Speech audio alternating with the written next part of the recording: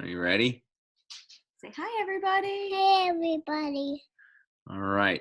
We had a few votes for the real look into the Hagerman household. Don't worry, guys. I put it at a lower angle so we don't look chubby. So, hi, everyone. This is for Thursday, the 19th, day 7. Gus, Dawn, Zoe, and Copper in tow. We'll do some demonstrations for you. So let's go through the workout. Cleaning the toys off the floor. Yes. House is a disaster with this guy here. So we have the usual 3-option CrossFit workout. You'll see 2 different options for the CrossFit workout, which I will go over. But first, you want to control? Okay.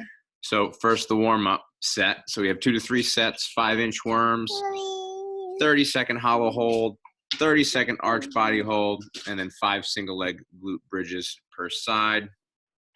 Remember, what we're looking for with that hollow hold is a really strong, tight core. Your shoulder blades should stay off of the ground, and you want to try to tuck your tailbone under as well. So you're really engaging the core.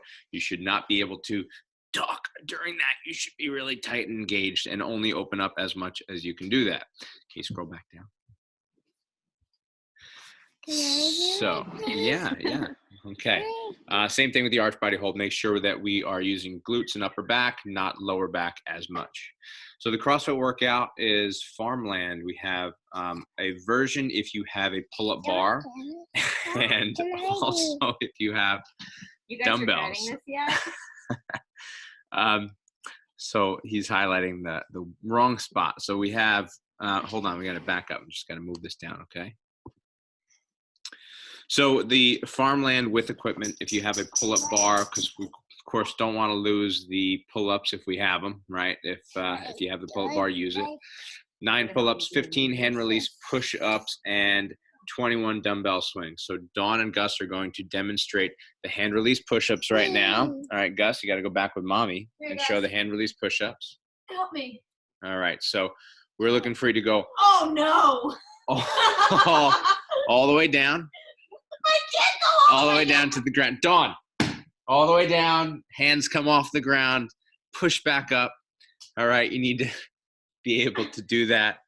But I did it. You can't see Yes. because Zoe was in my way and All I right. had Gus on me here. You guys are, this is going to be the first and last time we do this probably. We're looking for full lock out of the arms. Make sure the hands come off the ground. We want to maintain that. That's kind of the priority that we're setting today, is getting that full range of motion, which means if you can't do that, switch to the knees. Don't stay on the toes. Don't do partial range. Don't do one of those like you sink through your shoulder blades, but your elbows don't ever actually bend. We want to have the shoulders stay in a good, strong position. Shoulder blades will retract. Hands will release.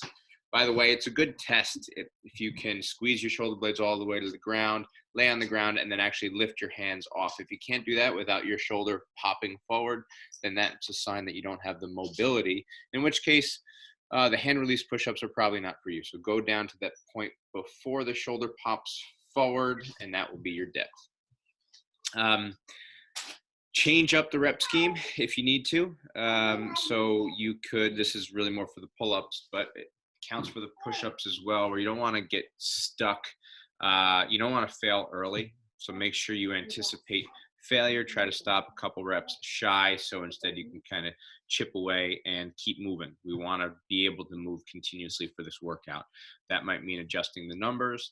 That might mean adjusting the movement itself. Even if you can do toe push-ups, you might get a better workout from doing knee push-ups, just so you can continue that longer.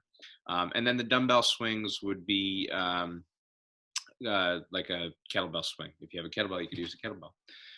The no equipment version of this workout does have hand release push-ups, and it still has 15. So all of the notes here still apply there. I didn't say, but you want to maintain that hollow body position through the push-up. That kind of should go without saying. But then we're going to switch over to the backpack that we hopefully set up for the workout on Wednesday. If not, you'll see the backpack here. and you know how to make it. I have to fix that link. Looks like, and then how you can pack it. Use that for bent over row, which looks like this. So you want to go into an RDL first, right? So you stand up all the way, Dawn. Get to that straight up position after deadlift, and then bend over as low as you can.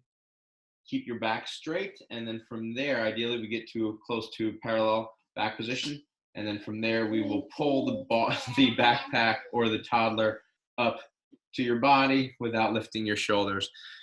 Terrible example. So toddler's almost as tall as me. What am I going to do? actually, you should probably hold the backpack so it's not going to touch the ground, but instead you have more of it in hand so you can reach up and down. There we go. Perfect. Abs should stay nice and tight for that. Hamstrings tense, abs engaged, kind of hollow position. 18 of those. You might have to break those up. And then glute bridges. Dawn, glute bridges. Up and down. Squeeze your butt. Try to get a stretch in the front hip flexors. All right. So home workout today. Again, the link here, which would take you to the video. Some massage going on. Every 90 seconds for 6 rounds. You will do 12 bent over rows, 6 push-ups, and then 8 arm swings, right arm, and then switch arms in the next round. So you'll end up doing 3 rounds on one arm, 3 rounds on the other.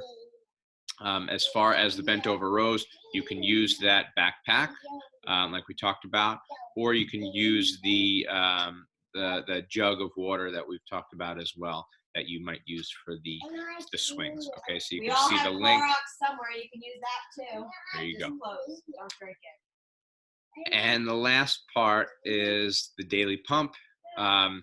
It's going to rain tomorrow, by the way, so this is also assuming that there's no meetup. We're not going to do a meetup tomorrow, so assuming you're stuck inside, that's where these workouts are coming from. But we have, one more time, that backpack. Sarah made a great video of all of the different movements that we might use for the backpack. Note, she did not stand up all the way for those power cleans, so those are no reps.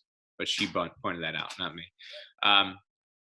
Other than that, so this is going to be every minute on the minute for 9 minutes. In the minute, you're trying to get all of these reps done. So it's a lot to do in a minute. If you need to cut down the reps, you can, but you're trying to do 20 mountain climbers. Dawn, the link's actually very good to show the mountain climbers, so I suggest watching that anyway, just for all points of movement. But otherwise, go ahead. Yeah, pretty good. Not perfect. 10 backpack deadlifts, 10 backpack front rack lunges, step back lunges, step forward lunges. Either you could walking lunge, that's fine.